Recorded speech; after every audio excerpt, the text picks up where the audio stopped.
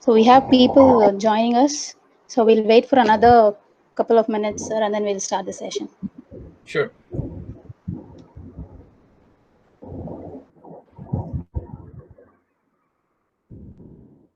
Archana, don't wait too long because Ashish has got a hard stop. Means I don't want to sort of lose his time. Yeah, because 45 minutes means Yes. let's start next minute or two. Let's start because you already have 20 over people. So maybe another 4, 5, 6 will come. So I think it's fine. Okay, sir. So we'll start the Yeah. session. So give it a couple of minutes and then you can start. You can start going. Already 25 people there. So I mean Yes. that's good enough. And let's maximize Ashish's time when he's online. Yes, sir. Yeah. Okay. Yes. Yes.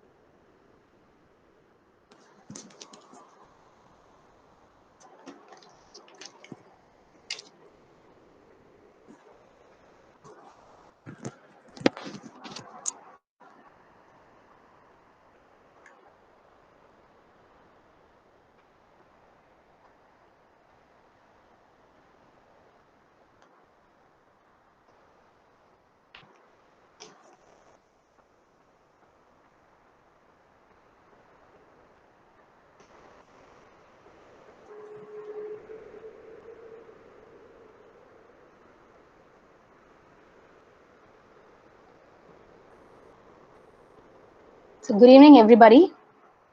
I welcome you all for the very first Knowledge Tuesday session, and I thank Mr. Ashish for his time. I'm Archana from HTIC, MedTech Incubator, hosting the session. I request all the participants to go on mute and please unmute yourself while you speak. We have with us the speaker. The speaker for today's session is Mr. Ashish Narayan, Associate Dean for Research Technology at Mount Sinai Health Systems in New York. And the topic for today's session is Future of Healthcare, AI and Digital Therapeutics. Over to you, sir. Thank you, Archana. Thank you very much. Good evening, everyone.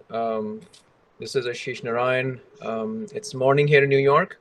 Welcome to this session. I'm happy to be here. Thanks for the team for this invitation, and I'm looking forward to speaking to everybody here and answering questions. I will do a quick, I'll share my screen.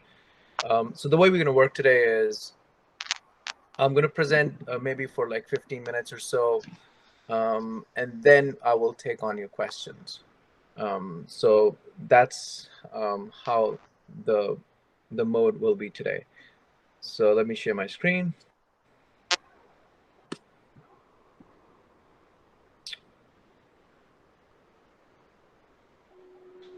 All right, can you guys see my screen? Yes, sir. All right, thank you. Yeah, so the topic for today, like Archana mentioned, it's digital therapeutics. It's a very new field currently. It's been only a couple of years and now it's been gaining a lot of traction. And I'm going to get into a bit details into this. It's mainly AI-driven technologies, basically providing digital therapies. So my name is Ashish Narayan. I'm Associate Dean for Research Technology at Mount Sinai Health System. This is where I live and work. It's Manhattan, and as you probably must have heard, we're going through a rough phase right now during the COVID crisis. New York has been in the news for a while. Luckily, we're doing good now, but still, it's the terrain is tough, like everywhere else. So, a quick background of my work. It's Mount Sinai is the largest integrated health system in New York City. We also have a very prestigious medical school, which is called Icon School of Medicine. That's my home base. We have 8 hospital campuses. We have upwards of 7,000 physicians and more than 450 outpatient facilities, 2,000 residents. And we are one of the highest ranking institution in terms of NIH funding in the country, and it's ranked really highly. And We have close to 40 research institutes and clinical institutes within the organization, focusing on stem cells and genetics and on digital health, all kinds of different variety of sciences that that we're aware of. We have kind of an institute to support that research, and we're in the top 99 percentile in among the U.S. private medical colleges. So I'm going to make it brief, and I'll quickly dive into the opportunities for AI and ML. I think that's what the topic is, and I think AI and ML both go hand in hand a lot nowadays because technologies are mainly data-driven, and ML, which is machine learning, comes very handy when you have a lot of data. You're going to make sense of the data and do the learning on that, as you all know. So before I quickly jump into the digital therapeutic space, I'm going to talk a little bit about look at the background. AI is not something which is new, right? I mean, AI has been around for almost half a century. The first artificial intelligence paper that was published by Alan Turing was in 1950, almost 70 years ago. AI has been used in academia mainly, but also over the last few decades in a variety of industries, including finance and marketing and other areas, but not so much in healthcare, because, and the reason why it's not in healthcare because AI is pretty much decision-based algorithms, based on data. And unfortunately, in healthcare sector is one of those sectors where we woke up very late in this game. All the investments were mainly towards treating patients, on the infrastructure costs, providing tools and services, making sure the equipments are there in hospitals and the treatments are taken care of. Never that much of a focus on building technology and collecting data and so on and so forth, up until recently. So in the last 100 years, as you see on the screen, we've done a lot of work. We've done drug discovery. We're doing a lot of work in pathology, testing side, imaging. Data interoperability certainly is a very, very key factor here, which we have accomplished in the last few decades. And that means connecting different systems and have the ability to talk to different systems and exchange data across something like a health information exchange or other modalities. Now you hear about the FHIR and you hear about HL7 messaging, and all that is a function of data interoperability. And that's a game changer, because that's how you can pull data and push data out across multiple systems. There's less duplication of data, and also you can pull data in one place and make sense of it also. Analytics is big. It's a big part of this as well. And of course, genetics has played a major role in how we treat people now. More so in last 20 years, which is very relevant to today's talk, is we see especially in the United States, we see electronic health records, EMRs, we call it, mobile health, telemedicine. There are self-service kiosks in US where you can go and get yourself evaluated automatically. Within certain means, you can't do a whole clinical assessment, but you do get your vitals checked, and some kind of triaging can be done through kiosks. We have a huge upswing on the sensors and wearable technologies. And also because technology is getting cheaper by the day, so it's easy to integrate and democratize it, actually. Everybody can use these devices now. Everyone wears a Fitbit or an Apple Watch or some kind of a sensor or some kind of tracking mechanism where the data is collected about your health. And then once you collect the data, the goal is to do what next, right? How can you use it to your health, to the benefit? Also, wireless communication has played a key role in this decentralized clinical trials, mobile clinical trials, and all kinds of communication that we do today. And of course, genomic sequencing as well. So what are the precursors to how can you enable technology to further the mission of predicting, preventing, and treating disease? So these are the three key words I think everybody should pay attention to, because we have been treating patients after the fact. Means once you have a disease, once that's identified, and then you look into that, right? That too with a very, very limited data set. And the data set is pretty much what the doctor knows and the exposure doctor has had over whatever years of experience he or she has had. That's their realm of knowledge. And I mean, they could be the greatest doctors, but that's the realm, that's the scope of they can reach. What now we can do with when we gather all this data is we are in a position to even predict certain things, prevent things from happening to patients. And then if it happens, then there's a ways to treat the patient using technology, which is a huge, huge mindset change in how individuals are taking control of their own health.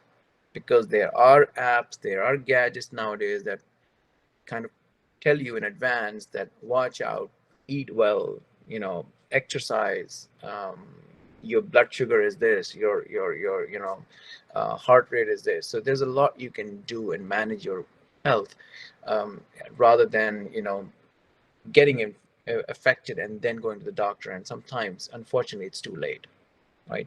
So huge amounts of data of structured and unstructured data is available now. You collect structured data through EMR. We also have unstructured data, patient records and other kinds of conversation you've had with the doctors, your notes, it's all in unstructured data. Biomarker data from imaging, molecular genetics, and multi-omics data is there. There's also, once you have the data about the patient, and then you can also augment that data to the patient, the similar patients in that cohort, right? So if you fit a certain criteria of a particular disease category, now that you have access to data, you can plug in what do you say, an inclusion and exclusion criteria to say, okay, this patient has this, and does not have this, and you could run that query against multitudes of data sets, and you can see other data sets of thousands and thousands of patients and see what works for them and what doesn't work for them, and do a lot of analysis, and you can get to results much quicker than you would do earlier. And that's where artificial intelligence and machine learning algorithms come in play, because data sizes are huge and you have to build in intelligence. I mean, artificial intelligence is not that magical thing. It's just a bunch of algorithms that are written to make certain decisions smartly. That's what AI is. And that leads to the next thing, which is linked experiences. And you have, whole large amounts of data sets now. We're using linked data associations in computer science as a terminology, where we link, different semantics, different, disease conditions to a variety of treatment modalities. So that's what it is. With that, I'll jump quickly into the digital therapeutics. So digital therapeutics, it's a relatively much newer field. It's fondly also called as DTX. And basically what digital therapeutics is how do you build tools, digital tools, right? How can we use digital tools to treat patients or treat people? How can we treat people using a software? It's quite a bizarre concept when you think about it, right? I mean, a lot of the medical community was very opposed to this concept. How can you start treating people? I mean, what do you think? Doctors aren't useful? And that's not the point. The point is, when the doctor's not there, are there tools that can make those smart decisions on that behalf? And it's a work in progress. I'm not saying this is going to replace doctors, by no means. This is an augmentation of the information that's already there, but this is kind of like a software as a treatment. And I will tell you, DTX, Digital Therapeutics, are high quality, clinically validated software applications to treat, prevent, or manage medical disorder and disease. That's a definition that just within a year, the Digital Therapeutics Alliance came up with, because there's a lot of misconception around what is digital health, what is digital medicine, what is digital therapeutics, and what is this now new thing coming up, and why and how it is different from the others. So just to, this is within the shell of digital medicine and digital health. The difference is that you need a lot of rigor and validation to, say that this is a digital therapeutics tool that can actually make clinical decisions, like you would do an FDA validation for go through the regulatory cycles for drug compliance and drug approvals. Some of the new examples that are very recently have come up, and this is an area, and the reason I'm talking to you guys about this with the startup community, it's how relevant is it for you? I mean, I think it's really relevant because it's very new. There's a lot of clinical expertise out there, but there's not that much of a technical expertise out there in the healthcare market, right? So when you think about when you think of solving a situation or coming up with a digital way of a treatment modality, you can always think about what kind of things we can put together as a technical tool or a software solution that can help people with this, now that we have access to a lot of data. So some of the very recent examples are in behavioral health. So in US is a big area is behavioral health and mental health. It's a huge population that's takes treatment and these issues. And there have been talk therapies apps, there's other kinds of VR applications. It's also, mental health is also a taboo in most of the societies, right? People prefer privacy around that. They don't want to be seen in a mental health clinic. So they prefer that privacy. And there have been plenty of data around this in US that studies have done that there are much better outcomes if these things are done in private. So, you can do that through VR or other kinds of therapies digitally. You don't have to be in front of the doctor. There could be gamification of some of this as well, based on how you react to certain things. The real-time changes happen in what you see.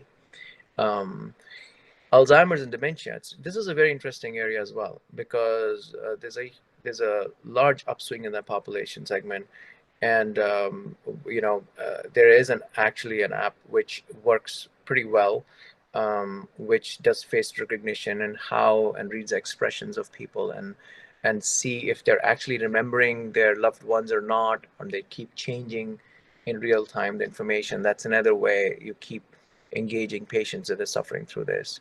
Physical therapy is another thing we can do through VR. You can automate the diabetes insulin dosage as well, and cardiovascular health as well. So basically, if you can pull data from different variety of sources, from your health data, your social data, your genetic data, nutrition data, exercise data, wellness data, and then you can come up with a risk score to say, okay, the chances of you getting a cardiac arrest or cardiac problems is X number, X percentage, and you can start building those models on top of that. So I'll make it quick now. We're pressing against time. So it's, again, digital therapeutics is not something you can just plug in, pull an app and start distributing, people start using. It has to go through an FDA approval, like a drug or a device would. Since it's replacing a drug or a device, in some cases, then it has to go through the same rigor, right? I mean, the software is treated with very high validation standards and quality management. It's the same rigor is applied as if it was for a drug or device. And that's where this whole new paradigm of software as a medical device certification, pre-cert process has been introduced within FDA, and software medical device technical evaluation It's just a small snapshot of, from FDA, where they evaluate, right, basically. And then if you see in this, there are inputs, and then you run your algorithm here, which is AI in the orange box in the center, artificial intelligence machine learning algorithm. But if you see, there's a square right underneath that, which is reference data, knowledge base, rules and criteria, etc. So you have to make sure you're implementing all of that, right, based on your real world evidence, your clinical evidence, right? I mean, software cannot do it itself. You have to program it a certain way, and that's how it behaves a certain way. And then the output of this is then validated against the clinical outputs without these technologies. And if they are at par or better, then you stand a chance through the FDA approval. Otherwise, there's no way. It's a huge market for startups to get into. These numbers have actually gone up, and there's a huge influx in this, and a lot of VCs are pumping money into this because now people have more access to data. Some of the companies that are part of this Digital Therapeutics are listed here. This is a resource from a Digital Therapeutics Alliance. I know some of them personally as well. They're doing some really interesting work, and there's a lot more to come. Like I said, it's a very, very new area which has come up in just the last couple of years. And I wanted to make sure that the folks on the call today on this talk have an exposure to something like this if they don't already have. Probably some of you or most of you already know about digital therapeutics, but if not, this is the area to be in. It's a step, it's kind of like building devices and softwares actually, which you actually do not need a lot of resources. Drug approval pipeline take years, sometimes decades to go through this. With technology, the pace is much faster than that, and that's why FDA also introduced the pre-market certification process, which is a fast track. So that's about it. I'm happy to take your questions now, and related to artificial intelligence and in healthcare. It doesn't have to be specific to this topic. Right. Happy to take the calls. Over to you, Archana. Yes, thank you so much, sir. Participant can raise your questions to Mr. Ashish. We have a few questions posted in the chat box, sir. So we have a question from K.S. Srinivas. So how to validate whether the providing input data is correct? So you have to, can you see me? I stopped sharing my screen Yes, now. yes, sir. Right. Yes. So that's a good question. Thanks for asking that. I kind of missed mentioning that. So like I said, in the digital therapeutics, it's kind of treating as if you are going through an approval for a drug or device, right?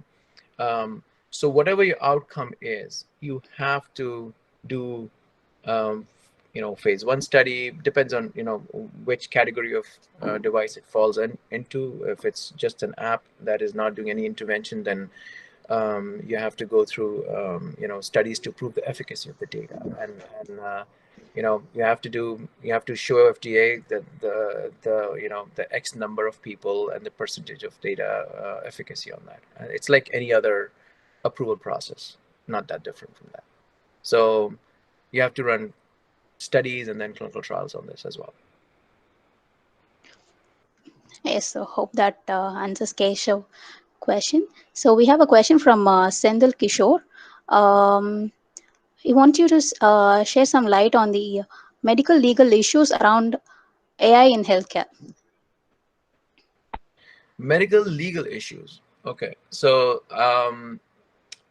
people are very concerned about the ethics piece, that the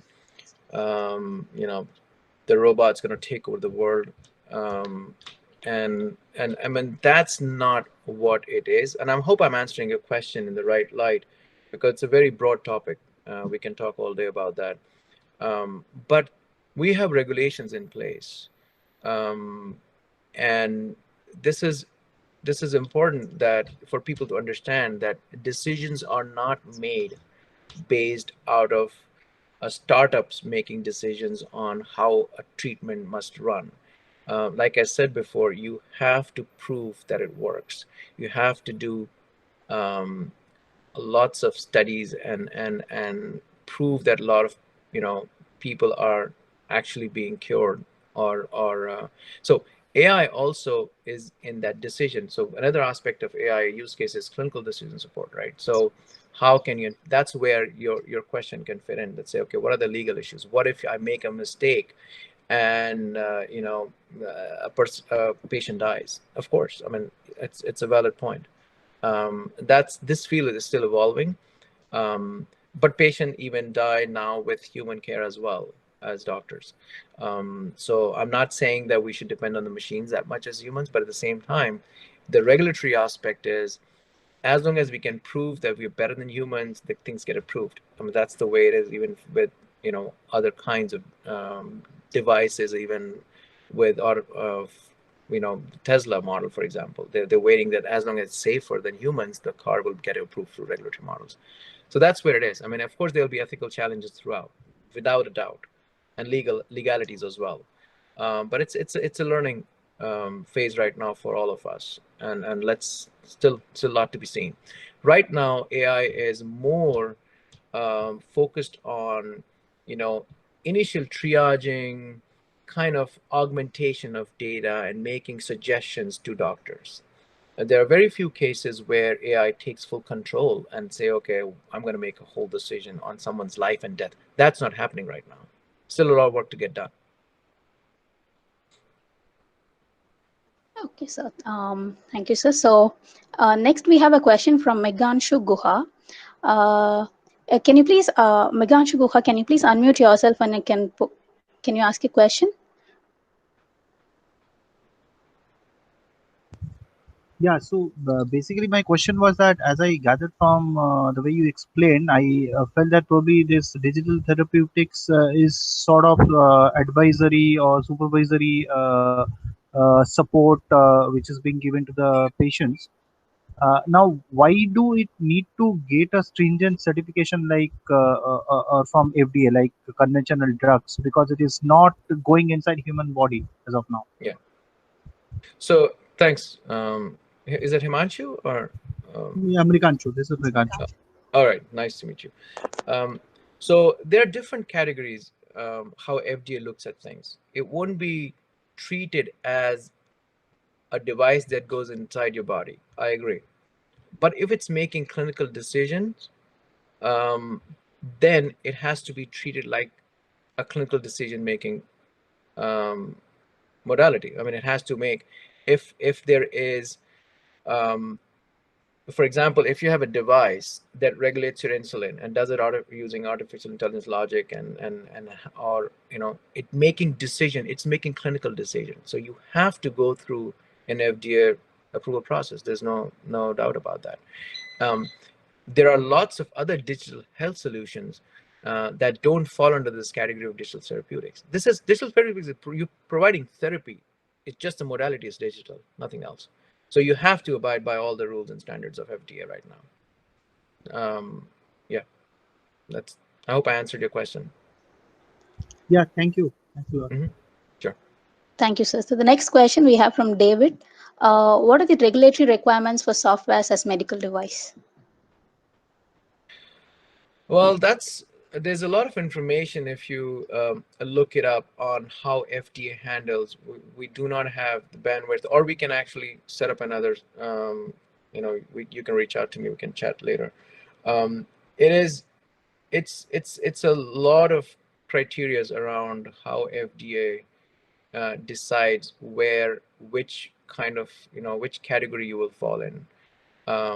There's a whole pre-cert process.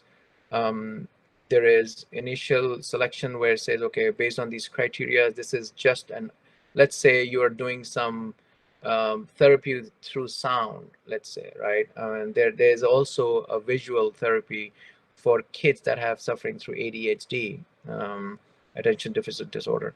And then they kind of, compare that to what the real results are. So you have to go through, anytime you're doing a clinical decision, you have to go through these regulatory requirements. The pre-market certification is introduced to expedite, because like, folks on the call, there are thousands of people out there in the world that can code fast, and they think they have the best solution in the world, and which is great, because that's how this market is booming so much and new things are coming up. But that's a huge headache for FDA. I sit with them and I talk to them about as part of the city, which is a clinical trials transformation initiative. And what happens is it's they're not geared. They weren't prepared to see this whole big data rush and other kinds of sensors. And I mean, folks who work with sensors, how much data is collected through sensors. It is, if you talk about raw data, I mean, they ask you even to show you raw data, because every device generates different raw data. And then you put your own algorithm to make it better. So there's a lot of work going on, and FDA is, now catching up on that. But it is a very fast moving field, and it's really hard to quickly, pick on solutions that work very well under very controlled setting, but can do big damage under normal settings to patients. So that's why there's a lot of concern around this, rightfully. Like I said earlier, by no means I'm saying that this is a holy grail and it's going to solve everyone's problem. This is a step in the right direction, and as the progress is made into technology, things will get better. But I'm pretty confident that in the next few years, you'll have amazing solutions in digital therapeutics for sure. Thank you, sir. So next we have a question from Prashant Girish. He's asking, what's your take on AI in behavioral health, like AI chatbots to assess and triaging? And is AI going to play a role in image assessment and screening questionnaires in AI? Sure. So I'll take the first question and then the second for. So initial triaging, it's happening already and using AI. So chatbot are used extensively, and you talked about mainly on mental health. And I did a project where we pulled data from, and of course you have to consent people, and you have to, you have to be able to access their social activity accounts with their permission. And it was a research project where we pulled data from Twitter accounts and their Facebook and other social media platforms as well. And then we use Watson and other kinds of technologies to make sure to see what patterns are there and to predict the suicide rate. And there were interesting outcomes on that. It got published. Of course, there's no clear way to, but this is an amazing area where a lot can be, a lot of information, sensitive information. Mental health is a very touchy topic, and it's a very sensitive area.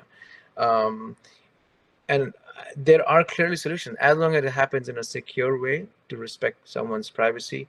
There are clearly solutions that are there and will be coming up as well in this mental health care space for sure. Using chatbots, that is a great idea, and there are companies actually working on where you have that kind of, and there's a whole science of also, which is called, I'm forgetting the term here, sentiment data analysis. So you just please look it up. How do you analyze sentiment data about people? That's a big thing in mental health nowadays. I'm sorry, what was the next part of the question? I'm forgetting it. The next part of the question is, like, AI going to play a role in imaging assessment or screening?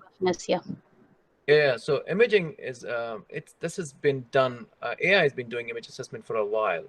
Face recognition, object recognition, all kinds of things. That was my major actually in grad school 20 years ago. So it's been doing for a while. But now, because now we have healthcare data and imaging in that form, it is growing the leaps and bounds by able to read MRI scans and CT scans and other kinds of X-rays to predict. And actually, there are a lot of data that there are several cases that weren't diagnosed early on by humans, and these algorithms have been able to diagnose. So, tough luck for radiologists in the future. All I can say. It's a very short future where things are going to happen very quickly. They're already happening. So initially they were used as an augmentation of their knowledge, and say, okay, you still have to go through radiologists to get it, but that time is not that far where these algorithms can make sole decisions on, there's a variety of studies in breast cancer research and brain research that shows clearly that imaging has done an amazing, um, you know, amazing solutions through image detection and image reading in healthcare, for sure. Thank you, sir. So the next question is from Kirti Ram. Are data therapeutics being prescribed, and do patients pay for the software? Yeah, so it's subscription. It's not subscription, sorry, it's prescription. The data therapeutics apps are prescribed by the doctors, and it's a I think in India, I'm out of touch with the Indian um, insurance model, but in US it ties into our insurance model. So when these therapies are prescribed, then there is a, it's connected to your provider, because the doctor is providing you that, you know and then it's part of your insurance plan. So it's a very, it's the area where solutions are coming in dozens, and the regulatory bodies are still catching up on it, right? Up until COVID, as you probably guys know, um, telemedicine has been there forever, at least in the United States, but there was never a traction. And even, I mean, I live in New York, and it's one of the most advanced cities in the country, and you have lots of hospitals and all that infrastructure is great, but at the same time, people did telehealth very, very rarely, only late hours and late nights and emergency calls and that kind of stuff. Now it has grown 6,000% in terms of the because nobody wants to go to the hospitals. And so the platform and the investments were there, but nobody took advantage of that. So that's something which will change drastically now going forward. And a lot more of this digital solutions. Now all these are being reimbursed by the insurance companies. There's a whole code in US now, and insurance companies that are paying for is remote patient monitoring. As you know, right? Remote patient monitoring is a bunch of device in these softwares, and you sitting at home, and you are collecting a lot of data through apps, and that gets transmitted to your doctor in whichever way, real time or nightly, and the doctor can call you if there's an emergency, or if he or she thinks that there's a change of treatment is needed. So it's happening now. Yes, sir. Thank you. We have a question from Dr. Sandhya Sundaram. Our AI decisions and results are reproducible in all circumstances, since a patient's response is different in each cases? That's a very good question. And that is one of the things the clinical community is concerned. But to be honest with you, even the clinical trials data reproducibility is not that high. It's shocking if you look at it. The reproducibility of data in healthcare setting is hard. But at the same time, you cannot start depending on tools that make decisions that are not able to produce data. I mean, I guess that's where the question stems from. And that is a part of how you do a drug discovery, for example, right? You go through multiple phases of clinical trials, phase 1, 2, 3, 4, depending on the complexity of the trial and the amount of same thing will be needed for this as well. And if you cannot, there's certain circumstances where you cannot reproduce or cannot show the efficacy of data, and then it won't get approved. And this is a lot of work still need to get done in this area. But right now, the standards are the same as it would do for a drug or device for these. But I'll comment one more thing. There's a huge advantage. There's a big advantage in using digital therapeutics, for example, in mental health cases as well. There are certain treatments modalities where, it's not standardized even right now as doctors treat you, right? Different doctor treat the same disease differently to patient with similar diseases, and there's no standardization in care. And that's another concern also, which is taken care of by these solutions, because when you have an algorithm, an intelligent algorithm that is dynamically changing based on the input, but more or less the rules of the games are the same, right? So there's a lot more standardization in that as compared to personal care in a non-technical way. So it goes both ways. Yes, so thank you, sir. So we have some of the questions in the chat boxes. So we're just wondering, so how many questions can you take up, sir? I have, I would love to be here for a lot longer, but I have 5 more minutes. After that, I have a hard stop. Yes, sir. Yeah, So- we have one last question. So we'll take a question from Sundaram Sankran. So he's asking, is AI important, or do you think it adds value? Absolutely, without a doubt. And so again, I don't know from what angle you're looking at AI. AI is used in so many ways to understand free text that's written, right? There are algorithms that can go through a book in seconds and tell you exactly what the gist of the book is. There's a whole knowledge base. I mean, there's a whole natural language processing is a field of AI. You need that. I mean, that is amazing place where you can gain a lot of information. There is also. I'm really sorry to interrupt you. I'm sorry? This is Sundaram here. I'm sorry to interrupt. My question was about explainable AI, and if you see any value in the future in terms of applications in healthcare. What do you mean by explainable AI? Where the AI engine, when you have these rules, it gives you an interpretation of those rules and tells you what decisions it has taken and why. Right. This seems to be something that's coming up, and I'm not sure if it already has applications in healthcare or if it's already been implemented. So there are, okay, I think I know where you're going. So like I was saying, AI has multitudes of applications, right? Clearly, if you're focusing on treating diseases, AI is no magic. It has to, how you program things, how the data quality will be a reflection on the output of that, right? So it's hard to say that you can have, or I would say it's impossible to say that there will be a certain algorithm that work for a lot of different treatments. Everything has to be carefully validated and make sure it runs for that particular disease category until we get to the point where we have a larger AI, more not so much narrow AI, more like a generalistic type of an AI where you can make really smart decisions based on a lot of AI inputs coming from different sources.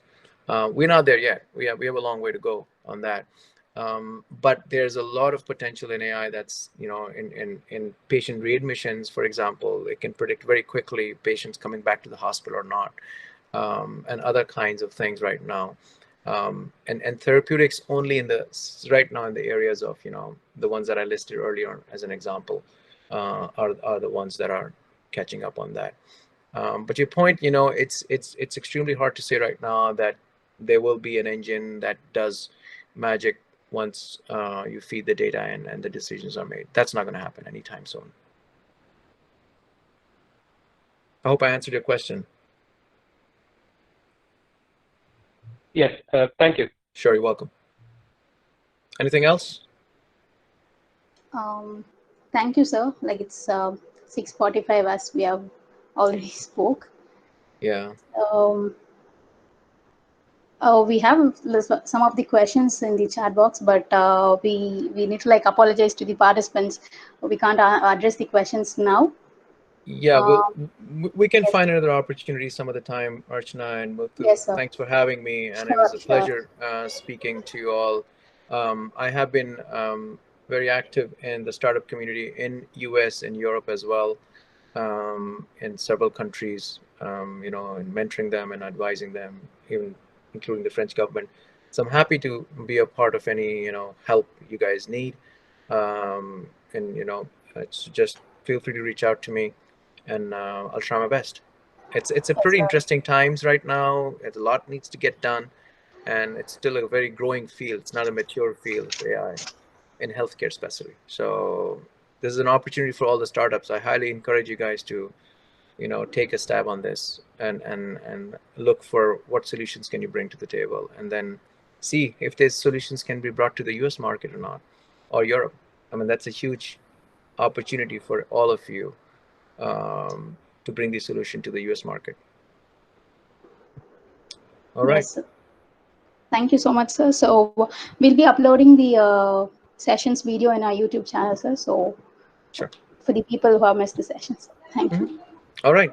Have a good evening, everyone. Take care. Thank you so much, Mr. Ashish. Sure. Thanks. Thank you.